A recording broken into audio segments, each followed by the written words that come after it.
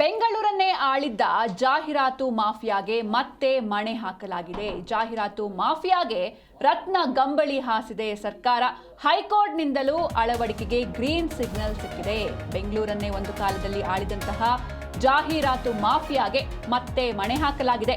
ಜಾಹೀರಾತು ಮಾಫಿಯಾಗೆ ರತ್ನ ಗಂಬಳಿ ಹಾಸಿದೆ ಸರ್ಕಾರ. ಹೈಕೋರ್ಟ್ನಿಂದಲೂ ಕೂಡ ಈ ಒಂದು ಅಳವಡಿಕೆಗೆ ಗ್ರೀನ್ ಸಿಗ್ನಲ್ ಸಿಕ್ಕಿದೆ.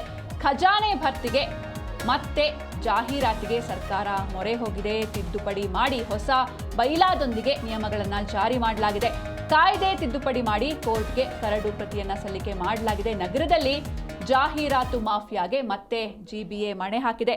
ಪ್ರತಿ ಚದರಡಿ ಮಾರ್ಗಸೂಚಿ ಆಧರಿಸಿ ದರವನ್ನು ನಿಗದಿ ಮಾಡಲಾಗುತ್ತೆ. ಕಳೆದ ವಾರ ಹೈಕೋರ್ಟ್ ಕೂಡ ತಿದ್ದುಪಡಿ ಕರಡಿಗೆ ಅನುಮತಿಯನ್ನ ನೀಡಿತು. ಈಗಾಗಲೇ ಸರ್ಕಾರದಿಂದ ಗ್ರೀನ್ ಸಿಗ್ನಲ್ ಪಡೆದಿದೆ ಜಿಬಿಎ.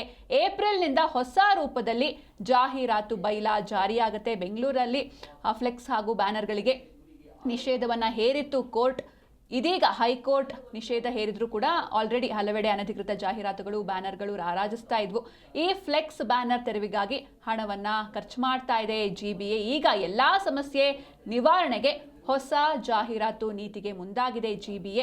ಇನ್ನು ಹೊಸ ಜಾಹೀರಾತು ನೀತಿಗೆ ಶಾಸಕರಿಂದಲೂ ಕೂಡ ಒತ್ತಡಗಳು ಕೇಳಿ ಬಂದಿದ್ವು. ಹೀಗಾಗಿ ಹೊಸ ಜಾಹೀರಾತು ನೀತಿಯನ್ನು ರೂಪಿಸಿ ಸರ್ಕಾರದ ಅನುಮತಿಯನ್ನ ಪಡೆದಿದೆ ಜಿಬಿಎ. ಹೊಸ ಜಾಹೀರಾತು ನೀತಿಯಿಂದ ವಾರ್ಷಿಕ 750 ಕೋಟಿ ಅಷ್ಟು ಆದಾಯ ಬರುವಂತಹ ನಿರೀಕ್ಷೆ ಕೂಡ ಜಿಬಿಎ ಇಟ್ಕೊಂಡಿರುವಂಥದ್ದು. ಇನ್ನು ಹೊಸ ಜಾಹೀರಾತು ನೀತಿಯ ರೂಲ್ಸ್ಗಳೇನು, ಮಾನದಂಡಗಳೇನೇನು ಅಂತ ನೋಡ್ತಾ ಹೋಗೋದಾದ್ರೆ, ಮಾರ್ಗಸೂಚಿ ದರದ ಮೇಲೆ ಜಾಹೀರಾತು ಶುಲ್ಕವನ್ನ ನಿಗದಿ ಮಾಡಲಾಗುತ್ತೆ. ಹಾಗೆ ರಸ್ತೆ, ಸರ್ಕಲ್ ಮತ್ತು ವಲಯವಾರು ಟೆಂಡರ್ಗಳನ್ನು ಕರೆಯಲಾಗುತ್ತೆ.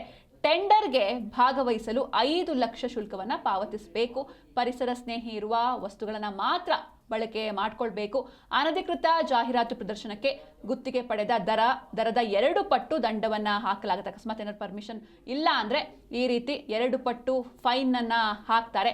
ಅನಧಿಕೃತ ಜಾಹೀರಾತು ತೆರವು ಜವಾಬ್ದಾರಿ ವಲಯ ಆಯುಕ್ತರಿಗೆ ಮಾತ್ರ ಇರುತ್ತೆ. ಹಾಗೆ ಬಸ್ ಆಟೋಗೂ ಶುಲ್ಕವನ್ನ ವಿಧಿಸಲಾಗುತ್ತೆ. ಬಿಎಂಟಿಸಿ ಖಾಸಗಿ ಬಸ್ ಆಟೋಗೆ ಅಳವಡಿಸಲು ಜಿಬಿಎ ಅನುಮತಿ ಕಡ್ಡಾಯ. ಇನ್ನೂ ಸಾಕಷ್ಟು ಮಾನದಂಡಗಳಿವೆ.